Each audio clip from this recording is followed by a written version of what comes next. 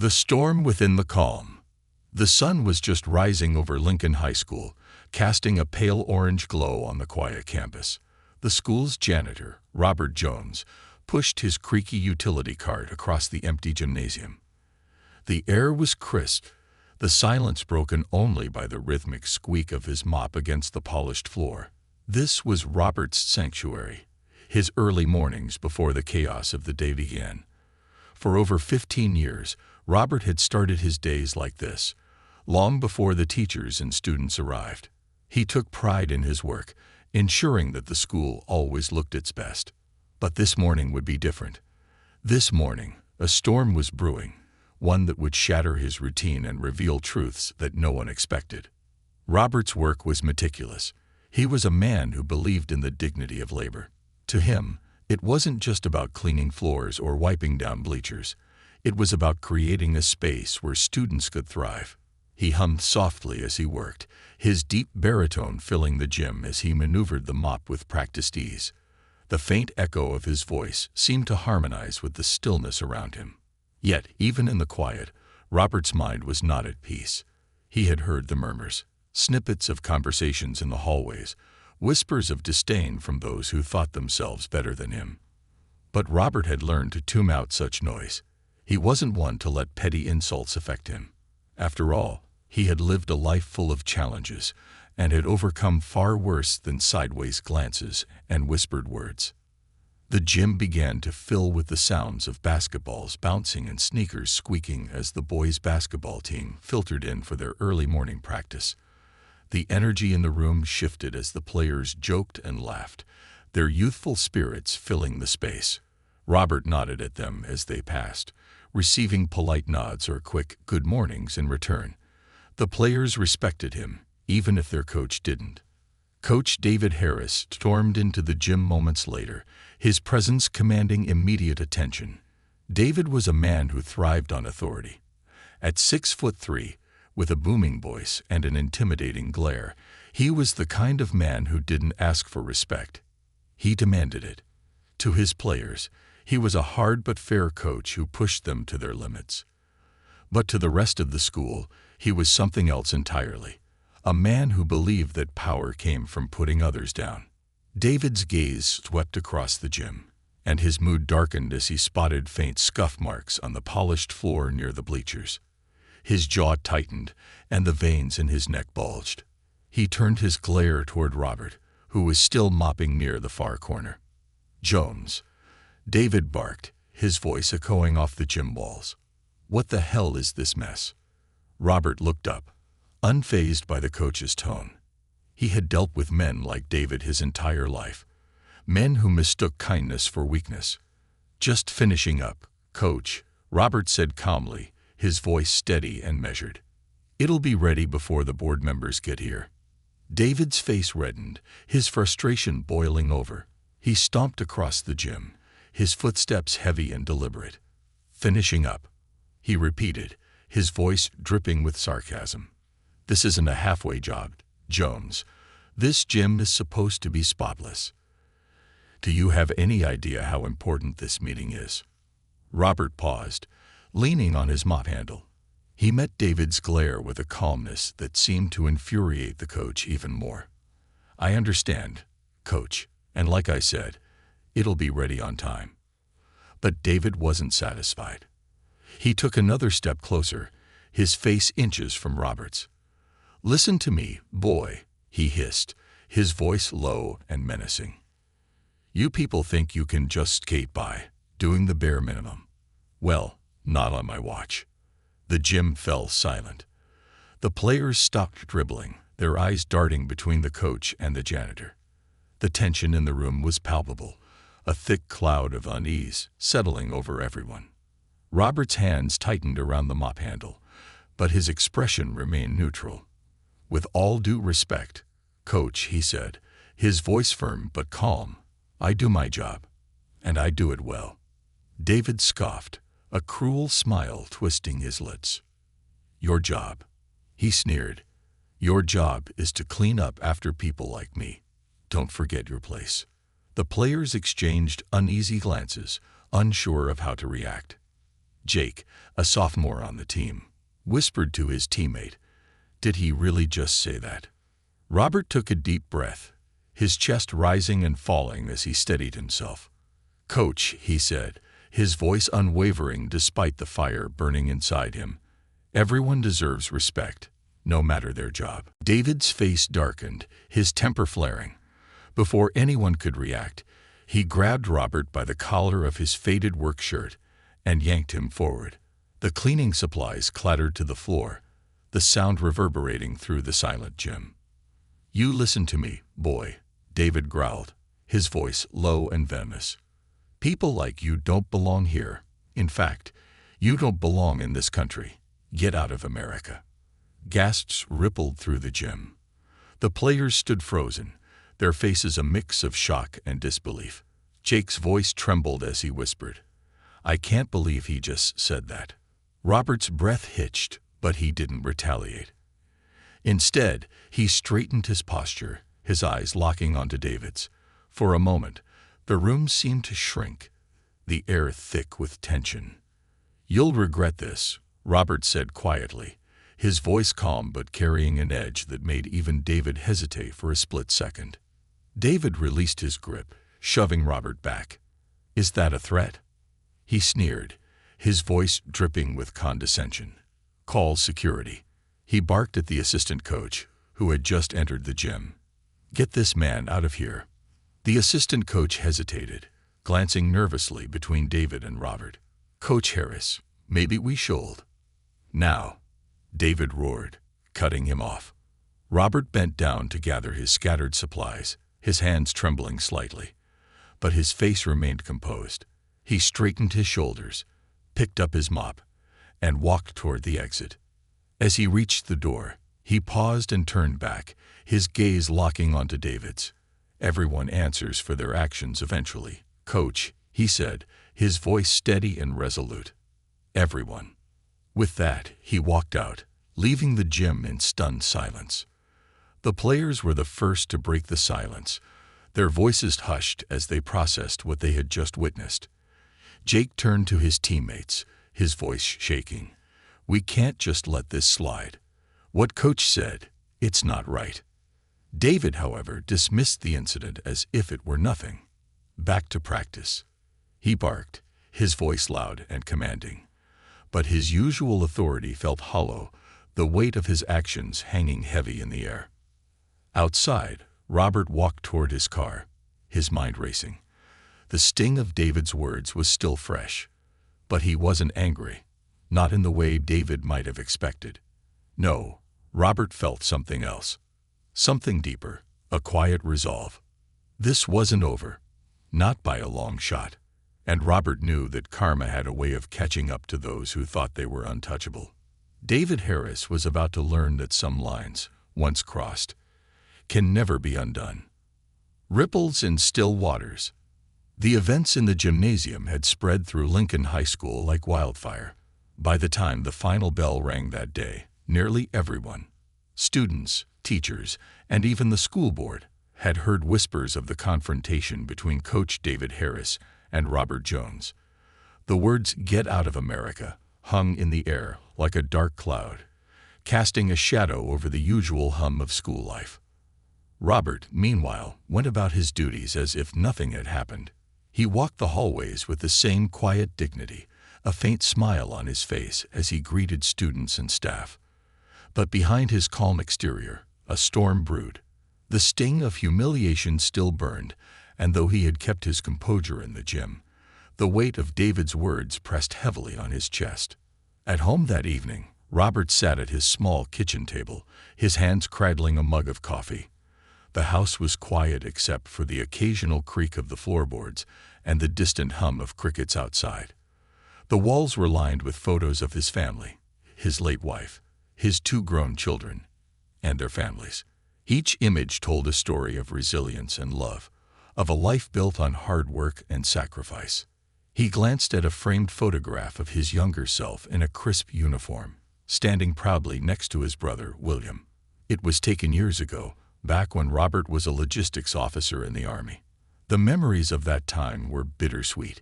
He had seen the best and worst of humanity, but those experiences had shaped him into the man he was today. Robert's thoughts were interrupted by the sound of his phone buzzing on the table. He picked it up and saw his brother's name on the screen. "Hey, Will," Robert said, his voice steady despite the heaviness in his heart. "Hey, little brother," William replied, his tone warm but laced with concern. "I heard about what happened at the school today. Why didn't you call me?" Robert sighed, leaning back in his chair. "Didn't think it was worth mentioning," he said simply. "It's nothing I can't handle." William was silent for a moment before speaking again. "Robert, this isn't just about you. What that man said, what he did, it's not okay. You can't just let this slide." "I'm not letting it slide," Robert replied, his voice firm. "But I don't need you swooping in to save the day, Will. I've dealt with people like David my whole life. They always trip over their own arrogance sooner or later." William chuckled softly. "You've always been the patient one," he said. "But if you need me, you know I've got your back." "I know," Robert said, a small smile tugging at the corners of his mouth. "Thanks, Will." The next morning, Robert arrived at the school early, as always. The hallways were quiet, the fluorescent lights casting a pale glow on the freshly polished floors. He made his way to the janitor's closet, where he stored his supplies, and began his routine. As he worked, a few students stopped to greet him, their smiles hesitant but genuine. "Good morning, Mr. Jones," a young girl said, her voice shy but warm. "Good morning, Rachel," Robert replied, tipping his cap. "Don't forget to study for that history test today." Rachel smiled and nodded before hurrying off to class. Moments like these reminded Robert why he loved his job. Despite the challenges, he found joy in the little connections he made with the students. But not everyone was as kind. As Robert swept the main hallway, David Harris walked past him, his stride confident and his expression smug. He didn't say a word, but the sneer on his face spoke volumes. Robert ignored him, focusing on his work. He refused to give David the satisfaction of a reaction. By lunchtime, the school was abuzz with whispers about the incident.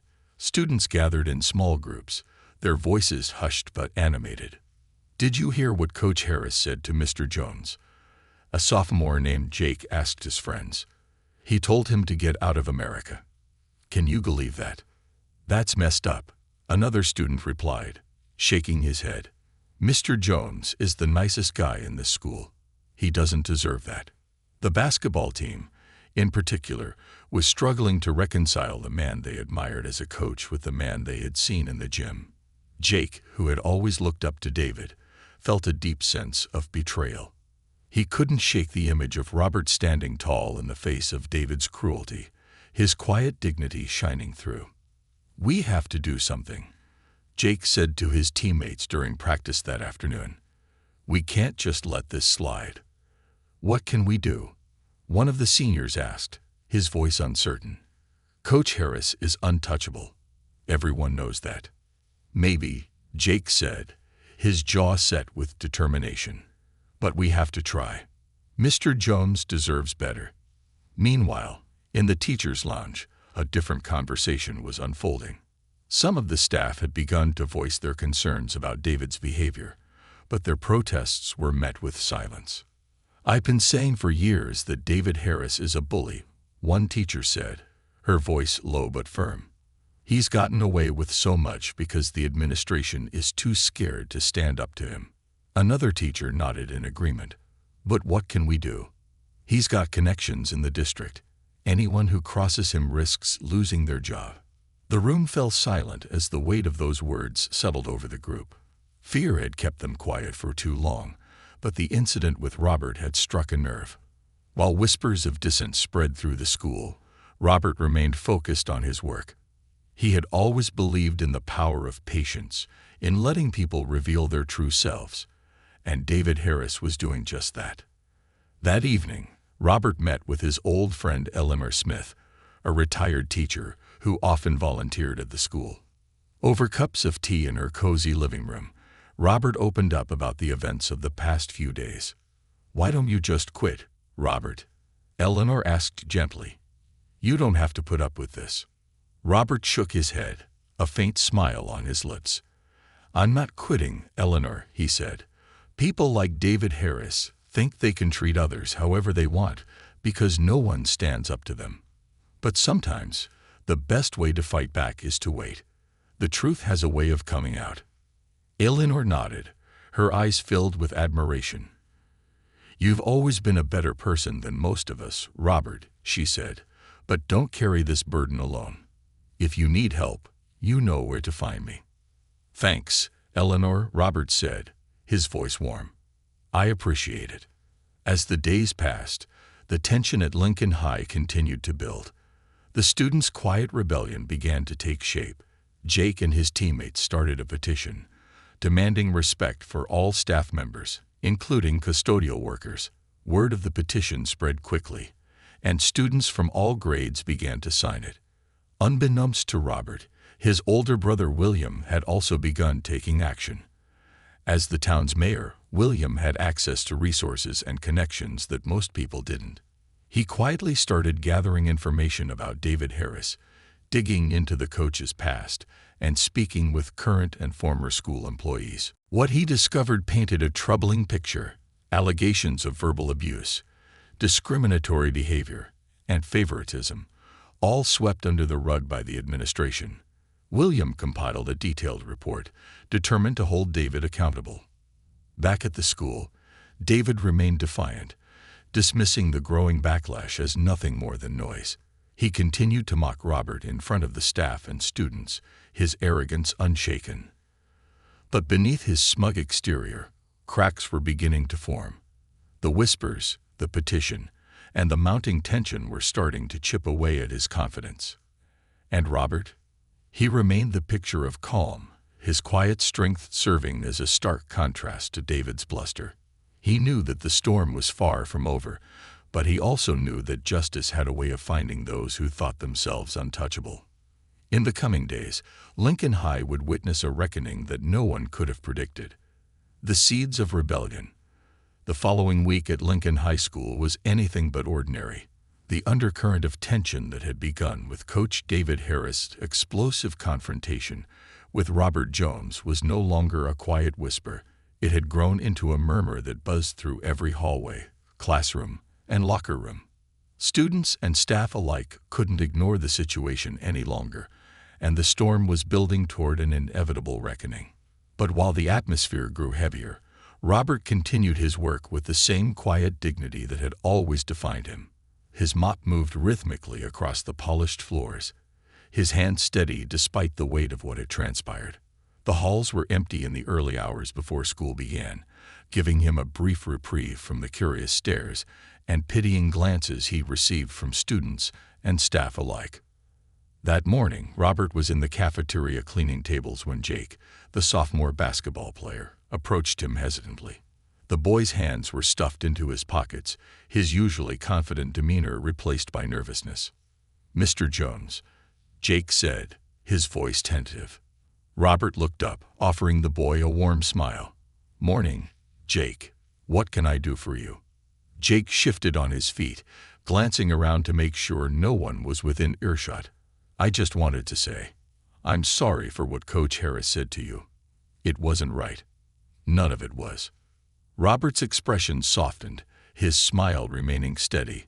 "I appreciate that, Jake," he said, "but you've got nothing to apologize for. It's not your burden to carry." Jake's brows furrowed, his face clouded with guilt. "But it feels wrong to do nothing," he said. "You're one of the kindest people in this school, and the way he treated you."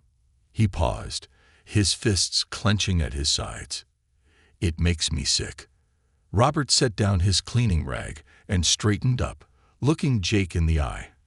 "Listen, Jake," he said, his voice calm but firm. "Life's going to throw challenges your way, and people like David Harris, they'll show up in all kinds of places, but you can't let their words or actions define you. You have to decide who you are and what you stand for." Jake nodded slowly, Robert's words settling over him like a weight. "But what about him? He's gotten away with this for too long." Robert's eyes flickered with a hint of something unreadable, a quiet resolve that had been brewing since the incident. "People like Coach Harris dig their own graves," he said. "Sometimes all you need to do is give them the space to fall into them." Meanwhile, the students' rebellion was gaining momentum. Jake and a few other players had taken the petition. They started to the next level. They began organizing a peaceful protest, enlisting the help of classmates who were just as outraged by what had happened. Posters started appearing on lockers and bulletin boards with bold handwritten messages. "Respect is for everyone. No place for hate at Lincoln High. Justice for Mr. Jones." The movement spread like wildfire. Social media platforms buzzed with hashtags like #RespectForJones and #HoldHarrisAccountable. Photos of Robert working diligently in the school, paired with captions calling for justice, began circulating. The students' campaign wasn't just about defending Robert. It was about standing up to a culture of silence and fear that had allowed people like David Harris to thrive unchecked. Jake and his friends took the petition to the principal's office, where they presented it to Mrs. Callahan, the school's usually reserved and no-nonsense administrator. "Mrs. Callahan," Jake said, his voice steady despite his nerves, "we have over 300 signatures from students and staff who believe that Coach Harris's behavior is unacceptable. We need the school to take this seriously." Mrs. Callahan glanced at the stack of papers, her expression unreadable. She folded her hands on her desk and leaned forward.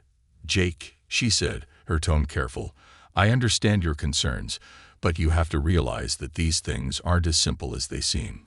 Coach Harris is an important figure in this school." "With all due respect, ma'am," Jake said, his voice firm, "that doesn't give him the right to treat people like Mr. Jones the way he did. Respect is supposed to go both ways."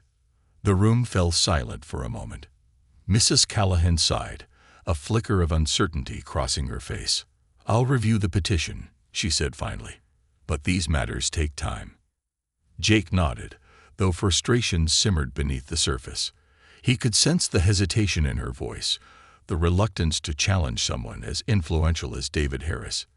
But he wasn't giving up. Not yet. While the students rallied for change, William Jones continued his quiet investigation. As mayor of the town, William had access to resources that most people didn't, and he wasn't afraid to use them. He pored over public records, interviewed former employees at Lincoln High, and spoke with parents who had long harbored complaints about David's behavior. What he uncovered painted a damning picture. Over the years, multiple complaints had been filed against David Harris for verbal abuse, favoritism, and discriminatory remarks. But each time, the complaints had been brushed aside, buried under layers of bureaucracy and red tape. David's success as a coach had shielded him from accountability, and his connections within the school district had ensured that no one dared challenge him. William compiled a detailed report, complete with testimonies from former staff members and students. It was a document that left no room for doubt, a damning indictment of a man who had built his career on arrogance and intimidation. Back at the school, David remained oblivious to the storm gathering around him. He continued to strut through the hallways with his usual air of superiority, dismissing the students' protests as nothing more than childish rebellion. "They'll get over it," he told one of his assistant coaches during lunch. "Kids these days just want something to complain about." But his confidence began to falter as the days went on. Teachers who had once tolerated his behavior now avoided him in the staff room. Students whispered behind his back, their glares more pointed than ever. And then there was Robert, who continued to go about his work with the same quiet dignity, refusing to rise to David's provocations. It was that quiet defiance that unnerved David the most. Robert wasn't angry, wasn't fighting back in the way David had expected. Instead, he carried himself with a calm resolve that seemed to say, "I know something you don't." The tipping point came on a Friday afternoon, during an all-school assembly in the gym. The atmosphere was electric, the air heavy with anticipation. The assembly had been called to discuss the upcoming basketball playoffs, but it quickly became clear that the students had other plans. As the principal began her speech, Jake stood up from his seat in the bleachers. "Excuse me, Mrs. Callahan," he said, his voice steady but loud enough to carry across the gym. "Before we talk about basketball, I think we need to talk about something more important." The gym fell silent as every eye turned toward him. Jake stepped forward, holding the petition in one hand and a microphone in the other. "This school is supposed to be a place where everyone feels respected and valued," he said. "But how can we say that when people like Mr. Jones are treated the way he was?" A murmur of agreement rippled through the crowd. Jake's teammates stood up beside him, their presence a silent show of solidarity. "Coach Harris's words and actions don't reflect the values of this school," Jake continued, his voice growing stronger. "And we, the students, won't stand for it anymore." The gym erupted into applause, the students' voices rising in a chorus of support. David, sitting near the front row, stiffened in his seat, his face a mask of barely contained anger. But the rebellion was unstoppable now, and the walls around David's untouchable world were beginning to crack. In the midst of the chaos, Robert watched from the sidelines, his arms crossed and a faint smile playing at the corners of his lips. The students' courage, their willingness to stand up for what was right, filled him with a quiet pride. The seeds of rebellion had been sown, and the storm was finally here. But Robert knew this was only the beginning. The truth had a way of surfacing, and soon, justice would follow. The unraveling. The uproar at the assembly marked a turning point for Lincoln High School. The students' voices, once scattered and timid, had coalesced into a resounding demand for justice. It wasn't just about Robert Jones anymore. It was about something bigger. A reckoning with the culture of arrogance and unchecked power that had festered under Coach David Harris' tenure. David's confidence, once unshakable, began to falter. The assembly had left him exposed in a way he had never experienced before. Students openly questioned his authority, and the staff, though still wary of his connections, avoided him in the hallways. The petition, now with over 500 signatures, was plastered across social media, gaining traction far beyond the school. Local news outlets caught wind of the story, and whispers of an investigation began circulating. But David Harris was not a man who conceded easily. His arrogance, deeply rooted in years of unchecked power, made him double down on his tactics. That Monday, David stormed into the principal's office, his face a mask of simmering rage. Mrs. Callahan, seated behind her desk, met his glare with a calm professionalism that only seemed to fuel his anger. "Are you seriously letting this circus continue?" David demanded, slamming his hands on her desk. "This is a basketball school, Callahan. My team brings in the funding, the accolades, the recognition. And now you're letting a bunch of kids run wild because of some janitor." Mrs. Callahan's lips thinned, but she remained composed. "Coach Harris," she began, her tone measured, "the students are exercising their right to voice their concerns. And frankly, after what happened in the gym, I can't say I blame them." David's jaw tightened. "That janitor, Jones, he's turning them against me," he said through gritted teeth. "This is a smear campaign, and I won't stand for it." Mrs. Callahan leaned forward, folding her hands on her desk. "Coach Harris, let me remind you that this is a school, not a personal fiefdom. If there's a smear campaign, it's one you've brought on yourself." David stared at her, his nostrils flaring. "You're making a mistake," he said, his voice low and threatening. "Do you really think the district is going to side with a janitor over me?" "That's not my decision to make," Mrs. Callahan replied. "But I suggest you think carefully about your next steps. There are eyes on this school now, more than you realize." While David attempted to tighten his grip on the school, Robert went about his work with the same quiet determination that had always defined him. He wasn't blind to the chaos unfolding around him. He saw the students' posters, heard their chants during lunch, and felt the weight of their collective support.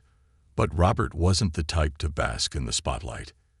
He continued to sweep floors and polish lockers, his calm presence a stark contrast to the storm that raged around him. One afternoon, as Robert was mopping the main hallway, A group of students approached him. At the front was Jake, holding a clipboard filled with signatures. "Mr. Jones," Jake said, his voice steady but earnest, "we just wanted to let you know that we're with you. This petition, it's for you. We're not letting Coach Harris get away with what he did." Robert paused, leaning on his mop as he looked at the young faces before him. Their eyes were filled with determination, their shoulders squared with the kind of resolve that only youth could muster. He felt a swell of pride in his chest, but he kept his expression calm. "Thank you, Jake," he said, his voice warm. "But this isn't just about me. It's about all of you, standing up for what's right, even when it's hard. That's something no one can take away from you." Jake nodded, his grip tightening on the clipboard. "We won't stop until something changes," he said firmly. Robert smiled, a rare but genuine expression. "Then you've already won." Meanwhile, William Jones's investigation had reached a critical stage. Over the weekend, he had quietly met with parents, former employees, and even a few current staff members who had chosen to speak out anonymously. The picture that emerged was damning. Years of verbal abuse, discriminatory comments, and a pattern of favoritism that had driven countless students and staff members away from Lincoln High. William compiled everything into a comprehensive report, complete with witness statements and corroborating evidence. It was a document that left no room for doubt, a ticking time bomb that threatened to bring David Harris's entire career crashing down. On Tuesday evening, William walked into the school board meeting with the report tucked under his arm. The room was filled with the usual faces, board members, parents, and a few teachers, but the atmosphere was tense. The buzz about the petition and the growing unrest at the school had reached the board, and the pressure to address the situation was mounting. When it was his turn to speak, William stood and faced the board with the calm confidence of a seasoned leader. "Ladies and gentlemen," he began, his voice steady but firm, "I come to you not as the mayor of this town, but as a concerned citizen and the brother of Robert Jones, a man who has dedicated over a decade of his life to Lincoln High School." The room fell silent. Even David Harris, seated near the back with his arms crossed, straightened slightly in his chair. "What happened in the gym 2 weeks ago was not an isolated incident," William continued.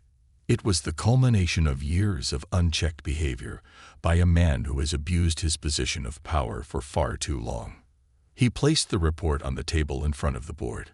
"This document contains testimonies from students, parents, and staff members who have been affected by Coach Harris's actions.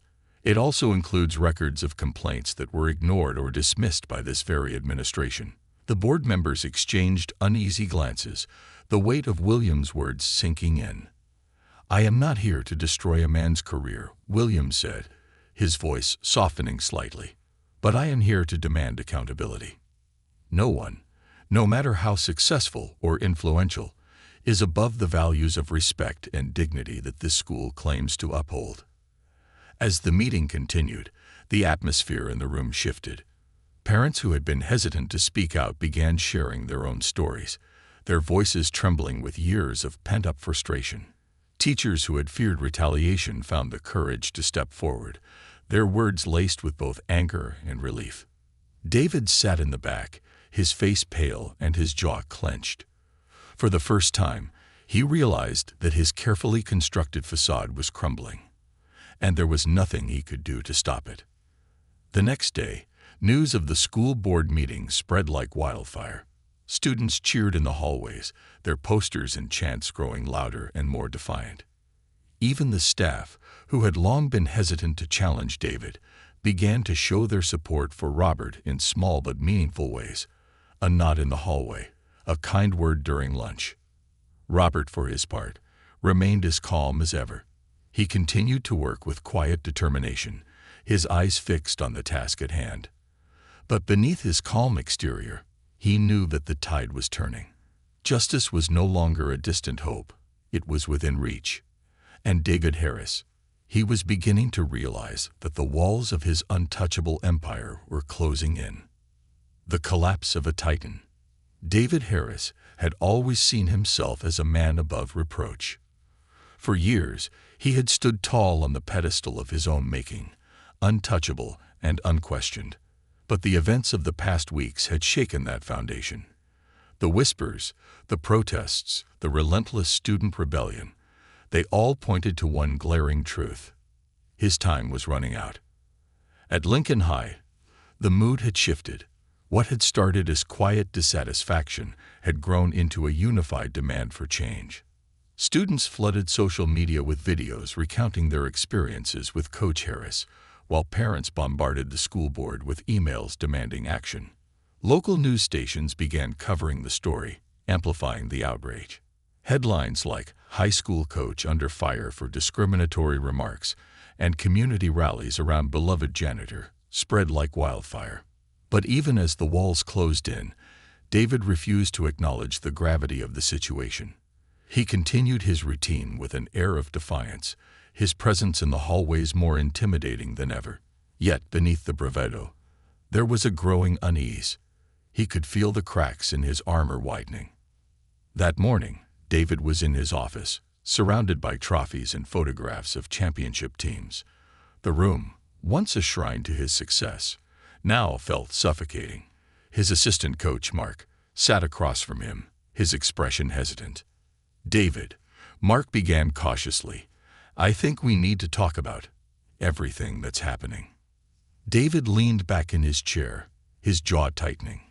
"What's there to talk about?" He snapped. "This whole thing is ridiculous.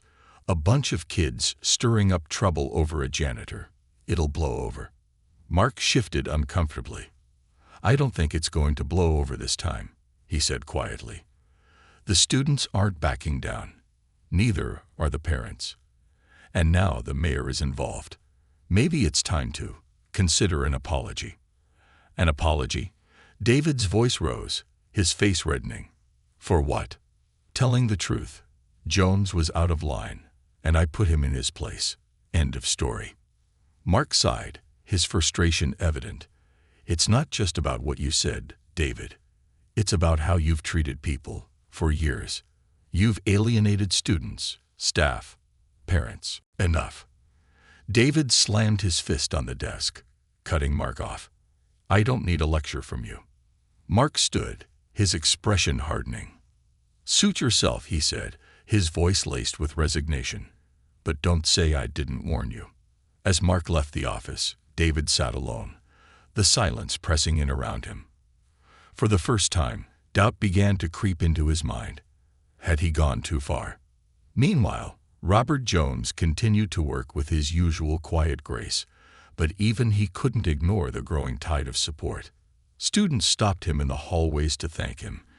Teachers offered kind words, and parents sent letters expressing their gratitude. Despite the humiliation he had endured, Robert felt a sense of hope, a belief that justice was finally within reach. That afternoon, as he was cleaning the gym, Jake and a group of students approached him. They carried a large banner that read, "Respect for Mr. Jones, a heart of Lincoln High." "Mr. Jones," Jake said, his voice filled with pride, "we're having a rally after school. For you. We want everyone to know how much you mean to us." Robert paused, his hands resting on the mop handle. For a moment, he didn't know what to say. The emotions that had been carefully tucked away threatened to spill over. Finally, he managed a smile. "Thank you," he said, his voice thick with emotion. "That means more to me than you know." The students beamed, their determination unshaken. "You deserve it," Jake said. "You've always been there for us. Now it's our turn to be there for you."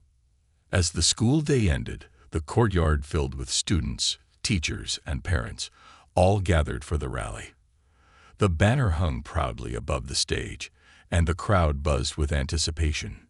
Jake stepped up to the microphone, his voice steady but passionate. "Mr. Jones has been a part of this school longer than most of us have been alive," Jake began. "He's not just a janitor. He's a mentor, a role model, and a friend. When Coach Harris disrespected him, he disrespected all of us, and we won't stand for it." The crowd erupted into cheers, their voices echoing across the campus. Robert stood at the edge of the gathering, his heart swelling with pride and gratitude. For years he had worked quietly, content to stay in the background. But now he realized that his efforts had not gone unnoticed. As the rally continued, a group of parents approached Mrs. Callahan, their expressions serious. "Principal Callahan," one mother said, "this school needs to do better. We can't let people like Coach Harris get away with this. What are you going to do about it?" Mrs. Callahan nodded, her face set with determination. "I assure you, we're taking this matter very seriously," she said. "There will be consequences." The rally marked a turning point for David Harris. By the next morning, the school board announced that an official investigation had been launched into his behavior. David was summoned to a meeting with the superintendent, who made it clear that his position was no longer secure. "This isn't just about one incident, David," the superintendent said, his tone stern. "This is about a pattern of behavior that can no longer be ignored. The board is demanding accountability, and frankly, so is the community." David clenched his fists, his frustration boiling over.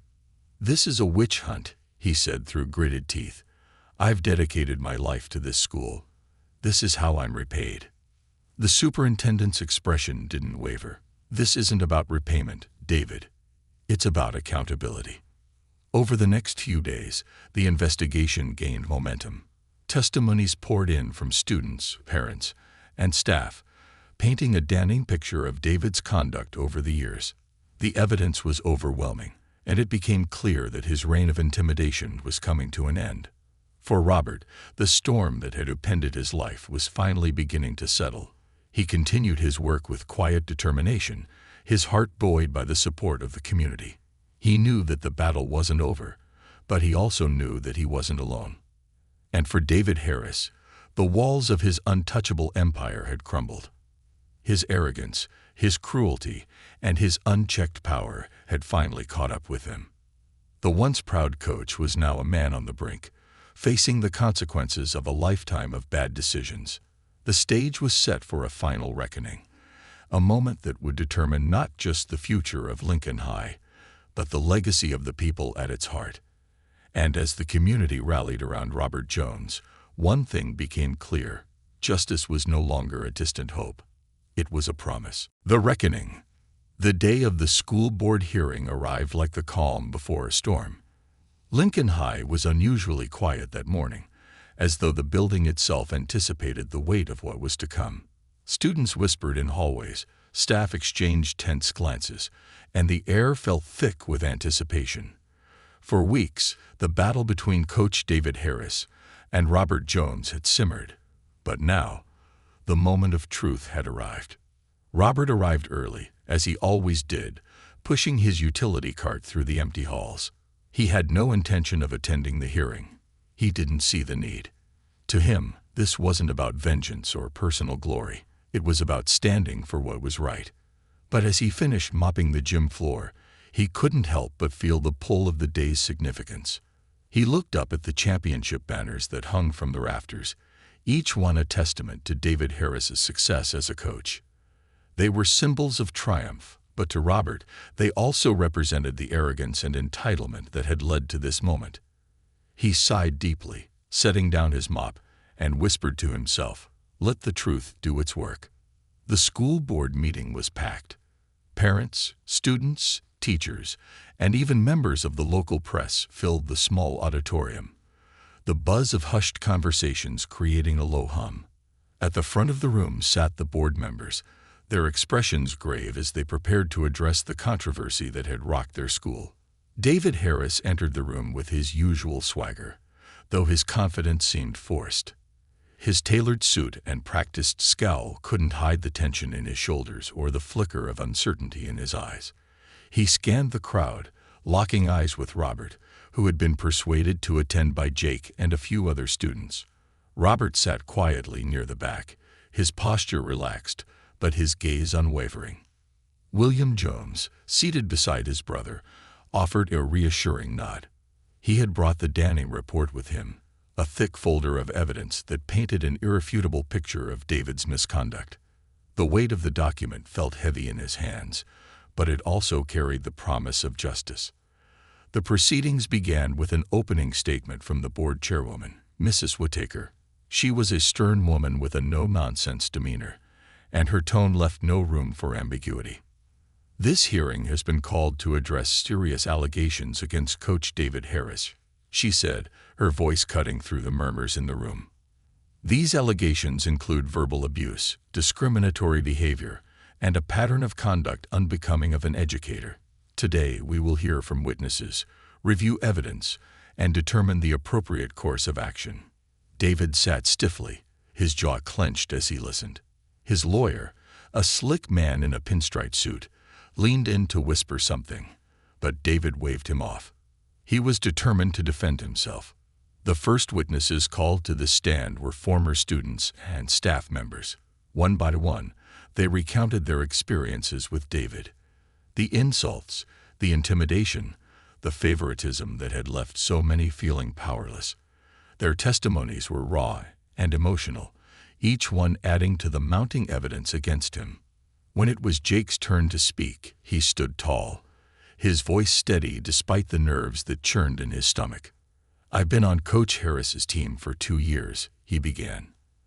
"At first, I thought he was just tough, that he pushed us because he wanted us to be better. But over time, I realized it wasn't about making us better. It was about making himself feel bigger." Jake paused, glancing at Robert, who gave him an encouraging nod. The way he treated Mr. Jones in the gym that day, it wasn't just wrong. It was cruel. Mr. Jones has always been there for us. He's kind, he works hard, and he treats everyone with respect. He deserved better. We all do. The room erupted into applause, the sound drowning out David's muttered objections. Mrs. Whittaker banged her gavel for order, but the message was clear. The community stood with Robert. Finally, it was Robert's turn to speak. He hadn't planned to, but as the hearing unfolded, he realized that his voice was needed, not just for himself, but for everyone who had been wronged. As he stood and walked to the podium, the room fell silent. Robert wasn't a man of grand speeches, but his presence commanded attention. He took a moment to gather his thoughts before speaking. "I've worked at Lincoln High for over 15 years, he began, his voice steady but soft. "In that time, I've seen a lot of things, good and bad. I've cleaned up after games, patched up broken lockers, and watched students grow into incredible young men and women. I've done my job quietly because I believe that every role matters, no matter how small it seems." He paused, his gaze sweeping across the room. What happened in the gym that day? It wasn't just about me. It was about how we treat each other, how we value the people who make this school what it is. Respect isn't something you earn by shouting the loudest or winning the most games. It's something you give, no matter who you're talking to.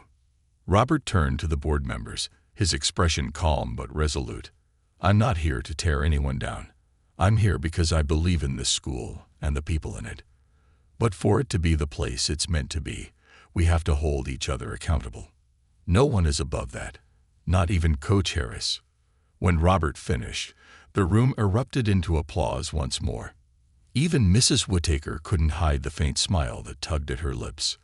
The hearing continued for hours, but by the end, the outcome was clear. The evidence against David Harris was overwhelming, and the board voted unanimously to terminate his employment. As the decision was announced, a collective sense of relief washed over the room. Justice had been served. David sat frozen in his chair, his face pale and his hands clenched into fists. The reality of his downfall was finally sinking in. For years, he had believed himself untouchable, but now he was just a man who had lost everything. In the days that followed, Lincoln High began to heal. The students' protest had sparked a broader conversation about respect and accountability, and the school implemented new policies to ensure that every member of the community was valued. Robert continued his work, but now he walked the halls with a renewed sense of purpose. He wasn't just the janitor anymore. He was a symbol of resilience, a reminder that dignity and kindness could triumph over arrogance and cruelty. Jake and the other students who had led the charge became local heroes, their courage inspiring others to stand up for what was right. And William, ever the protector, watched with pride as his brother became a beacon of hope for the entire town. As for David Harris, his name faded from the headlines, his once bright legacy overshadowed by the truth. He had been given every opportunity to change, but his arrogance had been his undoing. One evening, as the sun set over Lincoln High, Robert stood in the gym, staring up at the championship banners. He thought about the students who had fought for him, the community that had rallied around him, and the quiet strength that had carried him through. He smiled, picking up his mop and humming softly as he went back to work. The gym gleamed under the fading light, a reflection of the resilience and hope that now filled the school. Justice had been served, and Lincoln High would never be the same.